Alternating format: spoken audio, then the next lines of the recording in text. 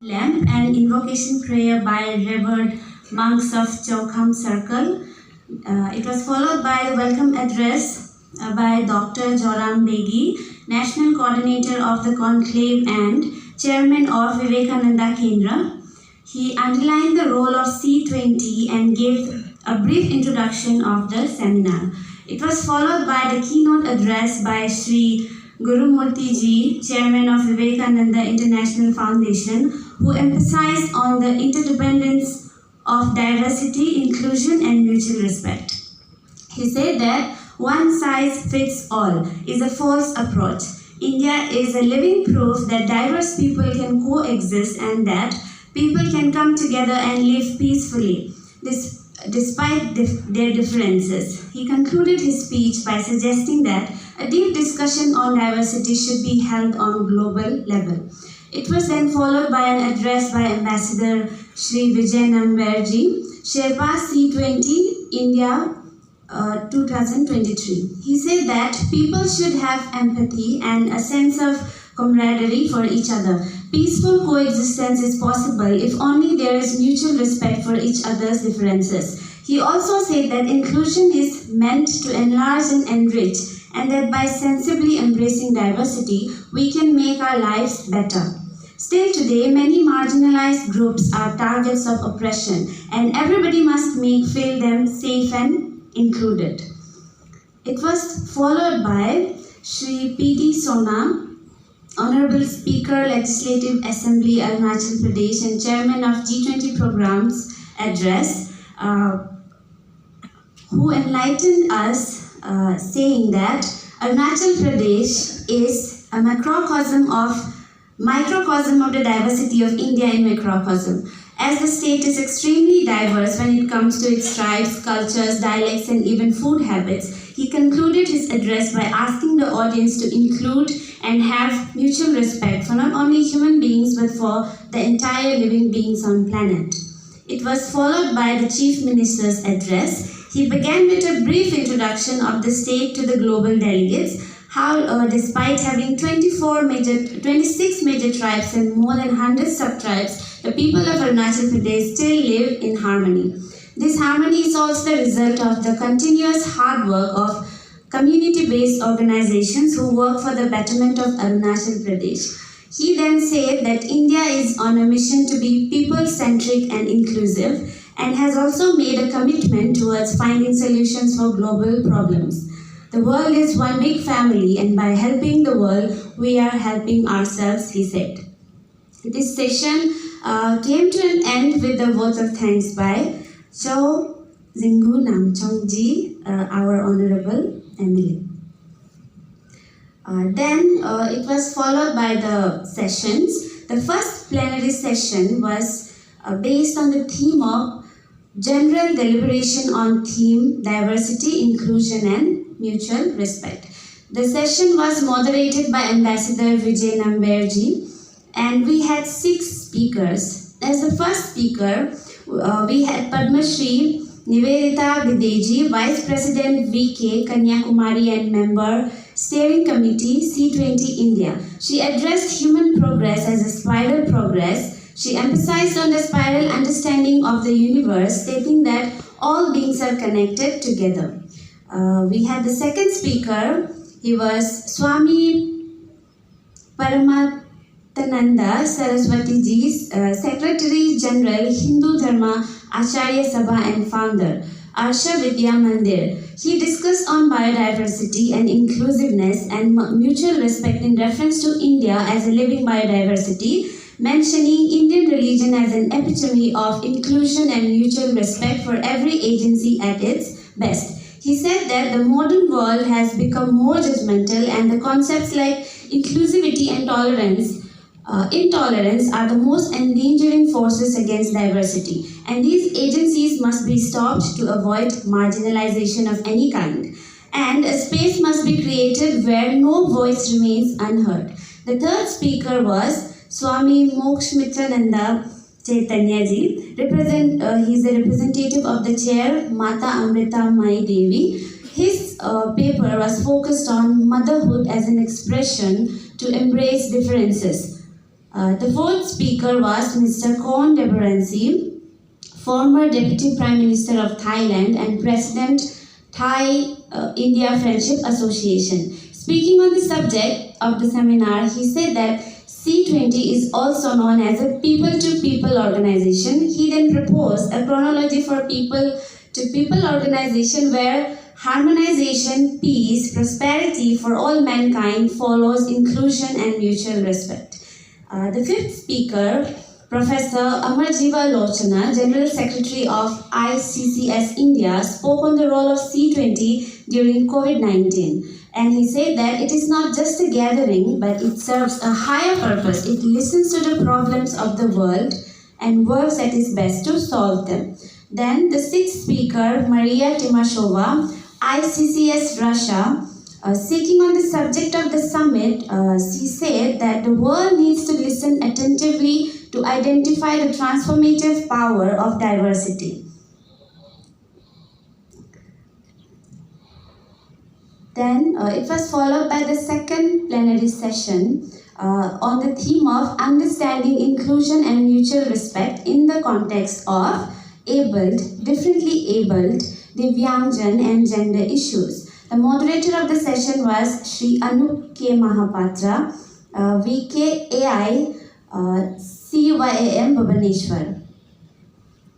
We had 7 speakers in this session as well. The first speaker was Shri Nishit Mehta, founder and CEO of Microsign Products. He talked about how even differently abled people can become our asset instead of liability. He recommended to sensitize and raise awareness about Divyangjans. He also asked us to focus on the things that they can do instead of treating them as people who are different. The second speaker was Shri Gopi Shankar M., South Zone representative of the National Council of Transgender Persons. He spoke on the difference between transgender and intersex. He said that queer person's life is a life of trauma, suffering and pain. Before the world can accept them for who they are, it is very important that they accept themselves first.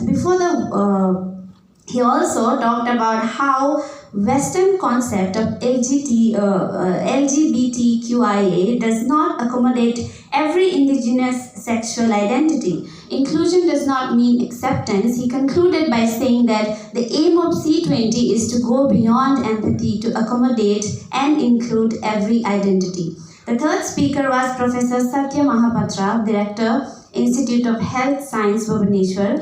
He started by saying that diversity is not a choice. We are failing to provide them with what they need. Therefore, he suggested a comprehensive therapeutic care with the help of modern day technology.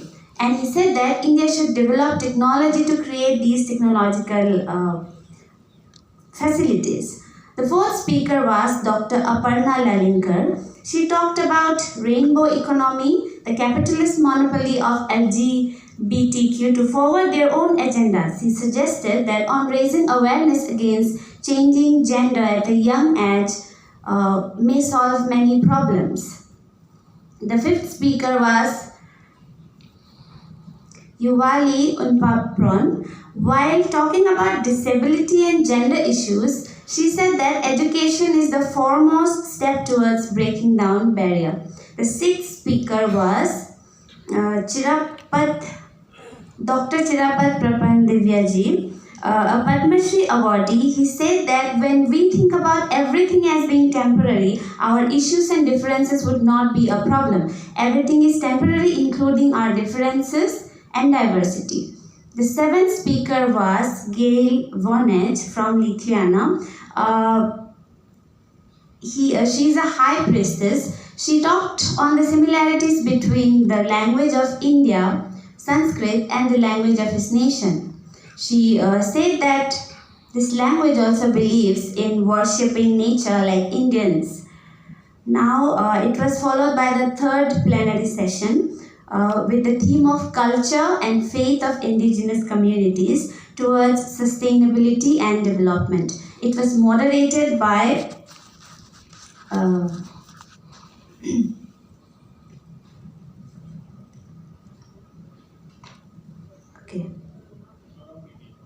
Dr. Joram Begi.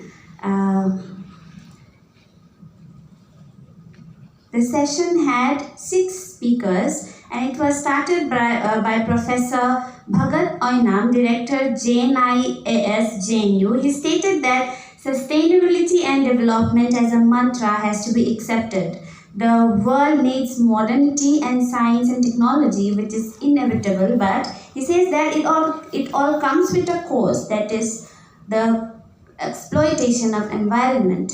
No doubt the development is also a human right, but in that process, environment becomes the victim. He gave examples of Adi community and their belief in spiritual healing and herbal medicine shows that there is no ownership of nature among these communities. Man as the center of everything becomes problematic. He says that forest belongs to deity spirits who is the custodian of the forest, and further said that the indigenous people follow this motto. He also spoke on the autonomy of nature and how nature is in itself an end and we human beings are just part of it. The next speaker was Sri Jayanta Kumar Sharma, environmentalist, and he spoke on the need to learn from the ecosystem and further said that the Northeast people are ecosystem themselves. He also said that development should be regenerative. He emphasized on collectivism, mutualism, minimalism and altruism and called it as a foundation of modern day paradigm of regenerative development. Taking example from the Northeast, he spoke on how adoption of traditional knowledge system brings many technical solutions. It was followed by the speaker Sri Pai Dave, General Secretary of DPCCT. He emphasized that the very genesis of indigenous faith and cultural philosophy is based on diversity, inclusion and mutual respect. He said that though the indigenous people and belief system is the most ancient, yet it is relevant even today, and that modernization shouldn't be something that denounces the age-old traditional and cultural system. Rather, it should improvise and revitalize the old system. The indigenous faith and culture is the most liberal and the democratic, which provides sense of respect, the diversity and create inclusive mutual respect. Conversion in any form in the name of modernization and reformation should be banned. It was followed by Dr. Filmi Bolo, a professor JNU. She spoke of how indigenous people for centuries have been stigmatized of being exotic and barbaric. She said that these Western narratives of the indigenous communities has made them conscious about their own inferiority, and further said that an in-depth research must be done on this aspect. She also said how the role of academicians and researchers becomes very important in unveiling the history of the tribals and to raise awareness to younger generation to preserve the culture and faith. It was followed by our 5th speaker, Sri Kripashankar Bhagat, Jashpur, Chhattisgarh. He talked about how destruction of tribal society, their belief system and practices is endangering the wider world as well. He further spoke on how the development leads to destruction of everything and endangering the very human existence. The next speaker was Dr. Tamaki Ituwama, Professor, Nagasaki University. He emphasized on the sustainable practice of indigenous communities. He dwelt on sustainability and development, focusing on water resources. The 7th speaker, Sri Kedar Kulkarni ji, stated that the idea of indigenous community is related with experience of colonialism, emphasizing that everybody in India is indigenous. He stated that colonial experiences has been for years created a narrative by partially excluding, which is very difficult to overcome. He further spoke about how self-sufficiency can be achieved by borrowing from one's own dharma. He said that if we are governed by dharma, sustainability and development will follow. And he clarified that by dharma, he is not only meaning the religion. It was followed by the fourth plenary session that we had today. It was moderated by Shri Shyam Parinde ji, Global Coordinator, Seva International.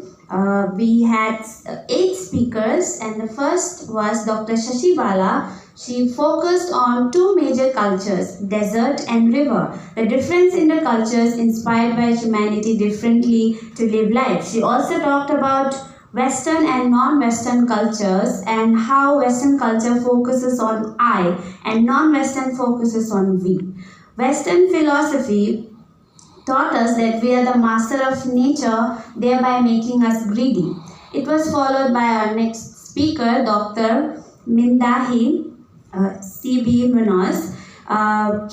He focused on diversity of Mexican languages. He said that every day we are losing diversity, languages, cultures, animals, plants, and minerals because of anthropocentrism. We tend to forget that we cannot master nature. We need to understand that traditional ancient knowledge is key to the survival of humanity. We need to bring back family, community, and collective dignity. This is the time of reciprocity to give back to Earth. Our next speaker, Dr. Naira M., focused on education of Gen Z and Gen Alpha. She emphasized on physical and mental health, which is a recurrent problem of this generation. It was followed by Youngjin An. He began by saying that many ancient culture has been destroyed by unwanted evils, but the revitalization of such cultures is evident in India. He urged everyone to try to recover their lost legacy. Our fifth speaker was His Excellency Alfredo Caldera Guzman. He focused on the culture and diversity of Venezuela and asked for its recognition by UNESCO. His Excellency, it was again followed by the sixth speaker, His Excellency Jason Keats Matthew Hall. He focused on oneness. He referred to oneness not as singular but as plural. Then the seventh speaker, Professor Esmeralda S., spoke on the term reawakening of ancient culture instead of revitalization because culture has only been diminished. She suggested to take only what one needs from nature because others might need it too. And our eighth speaker, Ms. Ezel A., she spoke on how everyone sees the world differently. At the same time, similarly, everyone has different views. If these panoramic views comes together, we can achieve diversity with mutual respect in reality on a greater scale. She said that revitalization of ancient culture should include restoration of food, festivals, and cultural art forms as well. It was followed by our ninth speaker, Juan Ho Sanz. He said that despite the adversity, people are giving space to diversity and celebrating it. He then talked about how music as a universal language has the power to bring communities together.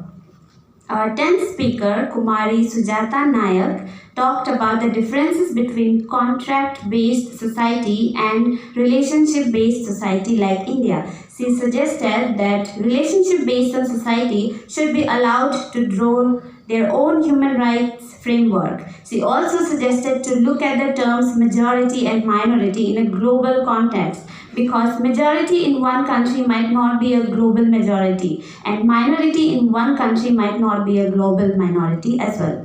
The moderator concluded the session and said that as human beings, we should perform our duties towards the world for a better world.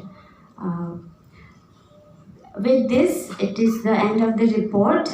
My sincere apologies if any names have been mispronounced. This is all from the reporters. Thank you.